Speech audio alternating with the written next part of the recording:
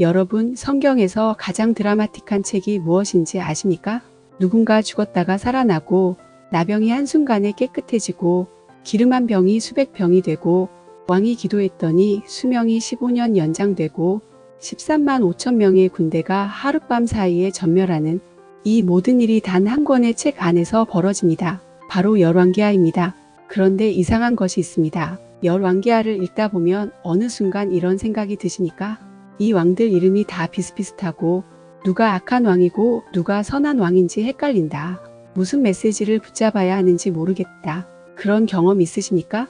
오늘 사랑하는 성도님들, 그 헷갈림이 완전히 풀릴 것입니다. 열왕기하를 왕들의 연대기가 아니라 살아 숨쉬는 인물들의 이야기로 보면 이 책은 완전히 다르게 읽힙니다.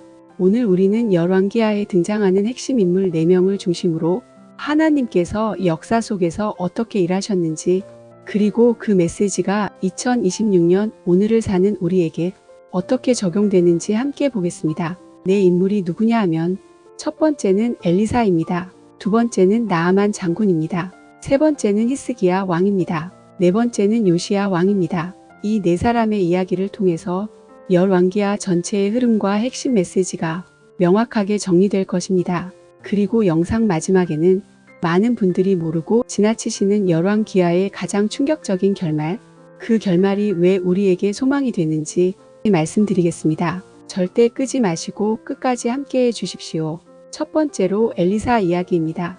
열왕기하는 엘리야의 승천으로 시작됩니다. 열왕기하 2장을 보시면 엘리야 선지자가 불병거를 타고 하늘로 올라가는 장면이 나옵니다. 이것은 성경 전체에서 가장 극적인 장면 중 하나입니다. 그리고 엘리사는 그 장면을 직접 눈으로 목격합니다. 스승이 하늘로 사라지는 것을 보면서 엘리사는 자기 옷을 잡아 찢습니다. 열왕기하 2장 12절에서 그 슬픔과 두려움을 느끼실 수 있습니다. 스승이 떠났습니다. 이제 혼자입니다. 거대한 사명이 자신에게 주어졌습니다. 그러나 엘리사는 주저앉지 않습니다. 그는 스승 엘리야의 겉옷을 집어들고 요단 강물을 칩니다. 그러자 물이 좌우로 갈라집니다. 이것이 엘리사의 첫 번째 기적입니다. 하나님께서 엘리야와 함께 하셨던 것처럼 이제는 엘리사와 함께 하신다는 선언입니다. 사랑하는 성도님들, 엘리사의 사역을 자세히 들여다보면 정말 놀라운 것이 있습니다. 엘리야는 주로 산 위에서 혼자서 왕들과 대결했던 선지자였습니다. 그런데 엘리사는 다릅니다.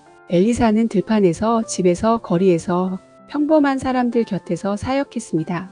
과부의 기름 한 병을 넘치게 했고 열왕기하 4장 1절에서 7절에서는 수넴의 한 여인이 극진히 대접해 준 것을 기억하여 그 여인의 죽은 아들을 살려냈습니다. 열왕기하 4장 32절에서 37절에는 독이 든 국을 고쳤고 보리빵 20개로 100명을 먹였습니다. 사랑하는 성도님들, 이것이 보이십니까?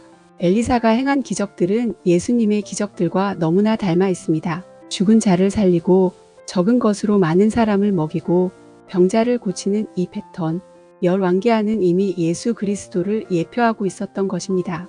엘리사의 이야기가 우리에게 주는 메시지가 무엇이겠습니까? 하나님은 거대한 무대 위의 영웅에게만 역사하시지 않으십니다. 당신이 지금 서 있는 그 자리, 그 평범한 삶의 현장에서 하나님은 오늘도 놀라운 일을 행하십니다. 지금 과부처럼 궁핍한 상황에 계신 분이 계십니까? 지금 수넴 여인처럼 절망적인 상황에 계신 분이 계십니까? 엘리사의 하나님은 어제나 오늘이나 동일하십니다. 그런데 여기서 잠깐 다음 인물의 이야기로 넘어가기 전에 한 가지만 말씀드리겠습니다. 두 번째 인물의 이야기에는 우리가 보통 교회에서 잘 듣지 못하는 하나님의 은혜에 관한 충격적인 진실이 담겨 있습니다. 절대로 놓치지 마십시오. 두 번째로 나아만 장군 이야기입니다. 사랑하는 성도님들, 나아만은 이스라엘 사람이 아닙니다. 그는 시리아, 즉 아람의 군대 장관입니다. 이스라엘의 적국 군대 사령관입니다. 열왕기하 5장 1절을 보시면 이렇게 기록되어 있습니다. 아람 왕의 군대 장관 나아만은 그의 주인 앞에서 크고 존귀한 자니 이는 여호와께서 전에 그에게 아람을 구원하게 하셨음이라. 그는 큰 용사이나 나병환 자더라.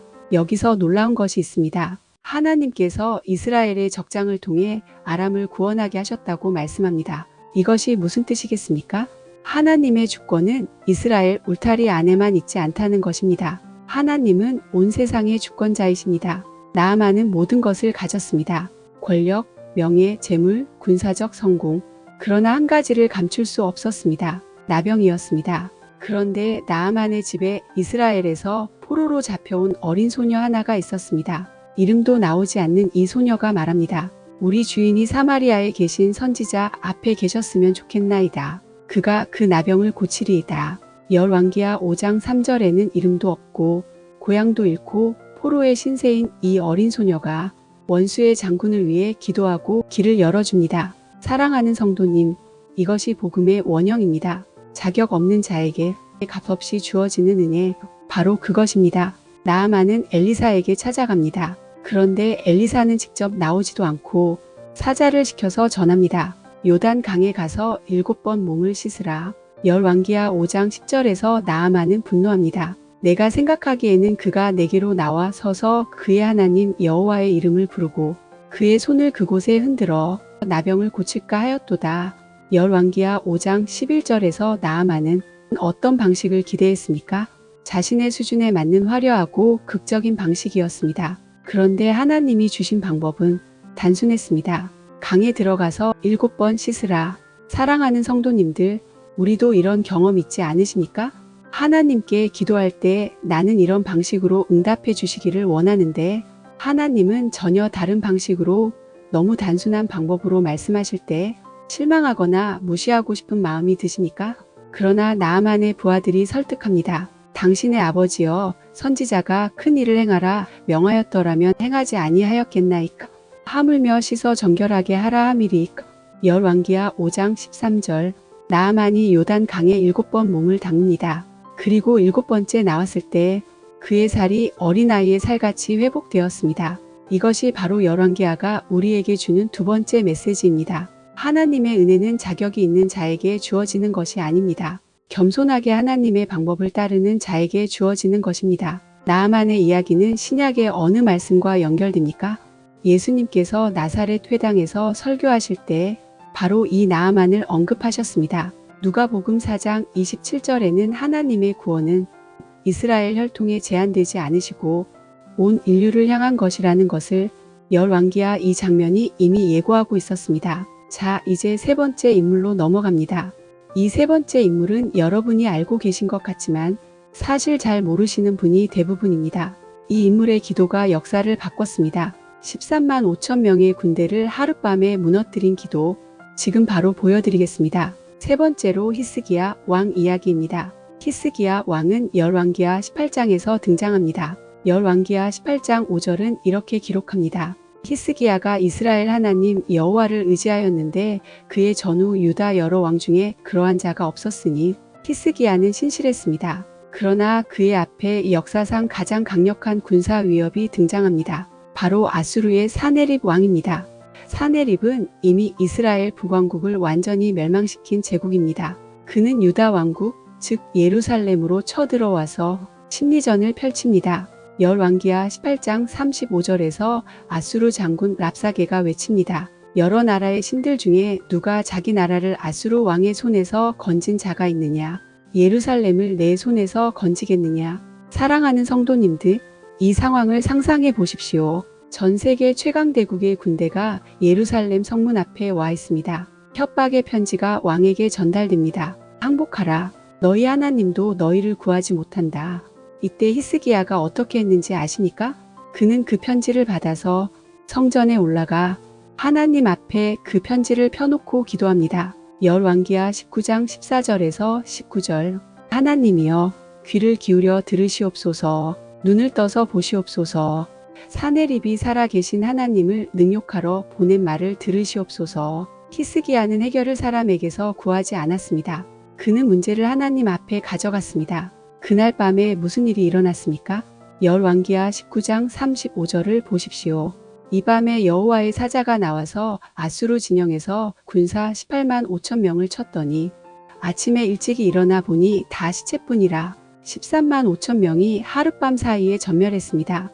사네립은 돌아가서 자기 아들들에게 칼에 맞아 죽습니다. 한 사람의 기도가 역사를 바꾸었습니다. 그런데 히스기야의 이야기는 여기서 끝나지 않습니다. 열왕기하 20장에서 히스기야는 병이 들어 죽게 됩니다. 선지자 이사야가 와서 말합니다. 내 집에 유언을 전하라. 내가 죽고 살지 못하리라. 사랑하는 성도님들, 이 말을 들었을 때 히스기야가 어떻게 했는지 아십니까? 그는 벽을 향해 돌아 누워 하나님께 기도합니다. 눈물로 기도합니다. 여호와여, 구하오니 내가 주 앞에서 진실과 온전한 마음으로 행하며 주께서 보시기에 선하게 행한 것을 기억하옵소서. 열왕기하 20장 3절 하나님이 응답하셨습니까? 이사야가 아직 왕궁 문을 나가기도 전에 하나님께서 말씀하십니다. 내가 내 기도를 들었고 내 눈물을 보았노라. 내가 너를 낫게 하리니 내가 3일 만에 여호와의 성전에 올라가겠고 내가 내 날에 15년을 더하리라. 열왕기하 20장 5절에서 6절. 사랑하는 성도님들, 지금 이 말씀이 들리십니까? 내가 내 눈물을 보았노라. 하나님은 우리의 기도를 들으십니다. 하나님은 우리의 눈물을 보고 계십니다. 우리의 상황이 아무리 절망적으로 보여도 기도는 응답됩니다. 히스기야의 이야기가 우리에게 주는 메시지는 분명합니다. 최강의 위협 앞에서도 생사의 기로에서도 하나님께 기도로 나아가는 자에게 하나님은 반드시 응답하십니다. 사랑하는 믿음의 가족들, 이제 마지막 네 번째 인물입니다. 이 마지막 인물은 많은 분들이 잘 모르시는 분입니다. 그러나 이 인물의 이야기가 열왕기하 전체의 결론을 담고 있습니다. 그리고 오늘 우리 시대에 가장 필요한 메시지입니다. 마지막까지 꼭 함께해 주십시오. 네 번째로 요시야 왕 이야기입니다. 열왕기하 22장에 요시야 왕이 등장합니다. 열왕기하 22장 2절은 이렇게 기록합니다. 요시야가 여호와 보시기에 정직히 행하여 그의 조상 다윗의 모든 길로 행하고 좌우로 치우치지 아니하였더라. 요시야가 왕이 된 것은 8살이었습니다. 8살에 왕이 된 것입니다. 그의 아버지 아몬은 악한 왕이었습니다. 할아버지 므낫세는 유다 역사상 가장 악한 왕이었습니다. 그런 집안에서, 그런 환경에서 요시야는 8살부터 하나님의 길을 걸었습니다. 그런데 요시야의 이야기에서 가장 충격적인 장면이 있습니다. 열왕기하 22장 8절입니다. 성전을 수리하는 과정에서 대제사장 hil기야가 놀라운 것을 발견합니다. 율법책을 성전에서 발견하였나이다. 성경이 성전에서 발견되었습니다. 이것이 무슨 뜻이겠습니까? 이스라엘이 하나님의 말씀을 완전히 잃어버리고 살고 있었다는 것입니다. 성전 안 어딘가에 율법책이 먼지 속에 묻혀 있었는데 아무도 그것을 알지 못했습니다. 요시야가 그 말씀을 낭독하는 것을 듣습니다. 그 순간 요시야는 자기 옷을 찢습니다. 통곡합니다. 열왕기하 22장 13절에서 요시야가 말합니다. 여호와께서 우리에게 내리신 진노가 크도다. 우리 조상들이 이 책의 말씀을 듣지 아니하며 이 책에 우리를 위하여 기록된 모든 것을 행하지 아니하였으므로. 사랑하는 성도님들, 요시야의 눈물이 보이십니까? 그는 하나님의 말씀을 듣자마자 지금까지 살아온 것이 얼마나 하나님의 뜻과 달랐는지를 즉시 깨달았습니다. 그리고 그 깨달음이 눈물이 되었습니다. 요시야는 즉시 행동합니다. 열왕기하 23장을 보시면 요시야가 얼마나 철저한 종교 개혁을 단행했는지 보입니다. 우상들을 제거하고 산당을 허물고 이방 신전들을 파괴하고 사사시대 이후 지키지 않았던 유월절을 다시 지킵니다. 열왕기하 23장 22절에서 이렇게 기록합니다. 사사들이 이스라엘을 다스리던 시대부터 이스라엘 여러 왕의 시대와 유다 여러 왕의 시대에 이러한 유월절을 지킨 일이 없었더니 수백 년 동안 잊혀졌던 하나님의 절기가 한 사람의 결단으로 다시 살아났습니다. 요시야에 대해 열왕기하 23장 25절은 최고의 찬사를 기록합니다. 요시야 이전에 이스라엘 모든 율법을 따라서 마음을 다하고 뜻을 다하고 힘을 다하여 여호와께로 돌이킨 왕이 없었고 그의 뒤에도 그와 같은 자가 없었더라. 성도님, 요시야의 메시지가 무엇인지 아십니까? 아무리 잘못된 환경과 역사 속에서 자랐어도 한 사람이 하나님의 말씀으로 돌아오기로 결단할 때 역사는 바뀝니다. 그리고 이것이 오늘 우리에게 주는 메시지입니다. 지금 한국 교회가, 지금 우리의 가정이, 지금 우리의 신앙이 어떤 모습이든 간에 오늘 이 자리에서 말씀 앞에 무릎 꿇고 돌아오기로 결단한다면 하나님은 새 일을 시작하십니다. 자, 사랑하는 성도님들, 오늘 열왕기하 네 인물의 이야기를 정리해 드리겠습니다. 첫 번째, 엘리사는 우리에게 말합니다. 하나님은 거대한 무대가 아니라 평범한 삶의 현장에서 역사하십니다. 당신이 있는 그 자리가 바로 하나님의 사역지입니다. 두 번째, 나아만 장군은 우리에게 말합니다. 하나님의 은혜는 자격과 신분에 상관없이 주어집니다. 겸손하게 하나님의 방법을 따르십시오. 세 번째, 히스기야 왕은 우리에게 말합니다. 가장 절망적인 상황에서 기도가 역사를 바꿉니다. 하나님은 우리의 눈물을 보고 계십니다. 네 번째, 요시야 왕은 우리에게 말합니다. 하나님의 말씀 앞에 돌아오기로 결단하는 한 사람이 역사를 새롭게 쓸 수 있습니다. 그런데 열왕기하의 마지막을 아십니까? 요시야 왕 이후에도 유다는 하나님께로 완전히 돌아오지 못합니다. 결국 열왕기하 25장에서 예루살렘은 바벨론에 의해 완전히 멸망합니다. 성전은 불탑니다. 백성들은 포로로 끌려갑니다. 이것이 열왕기하의 결말입니다. 슬프고 처참한 결말처럼 보입니다. 그러나 열왕기하의 마지막 문장을 보십시오. 열왕기하 25장 27절에서 30절은 바벨론에서 포로 생활을 하던 유다 왕 여호야긴이 37년 만에 감옥에서 풀려납니다. 바벨론 왕이 그를 높여주고 평생 왕의 밥상에서 먹게 합니다. 이것이 왜 중요합니까? 이것은 하나님이 다윗의 언약을 포기하지 않으셨다는 신호입니다. 다윗의 혈통이 아직 살아있다는 것, 하나님의 약속이 아직 유효하다는 것, 소망이 아직 끝나지 않았다는 것입니다. 그리고 그 소망은 수백 년 후 다윗의 자손 예수 그리스도로 이루어집니다. 열왕기하는 심판으로 끝나는 것 같지만 사실은 구원의 예고편으로 끝납니다. 사랑하는 성도님들, 오늘 우리의 삶도 마찬가지 아닙니까? 아무리 실패하고 아무리 넘어지고 아무리 멀리 떠났어도 하나님은 여전히 우리를 향한 언약을 붙들고 계십니다. 예수 그리스도 안에서 그 언약은 완성되었습니다. 오늘 이 영상을 보고 계신 성도님들, 혹시 지금 삶이 바벨론 포로지 같이 느껴지십니까? 희망이 없는 것 같으십니까? 기억하십시오. 하나님은 여호야긴을 37년 만에 일으키셨습니다. 하나님은 당신도 반드시 일으키십니다. 오늘 열왕기하 말씀을 통해 받은 은혜가 있으시다면 좋아요와 댓글로 함께 나눠주십시오. 그리고 아직 구독하지 않으신 분들 지금 구독 버튼을 눌러주십시오. 앞으로도 성경 각 권을 인물 중심으로 살아있게 풀어드리겠습니다. 믿음의 가족들, 하나님의 말씀이 오늘 여러분의 삶을 새롭게 하시기를 주님의 이름으로 축복합니다. 샬롬.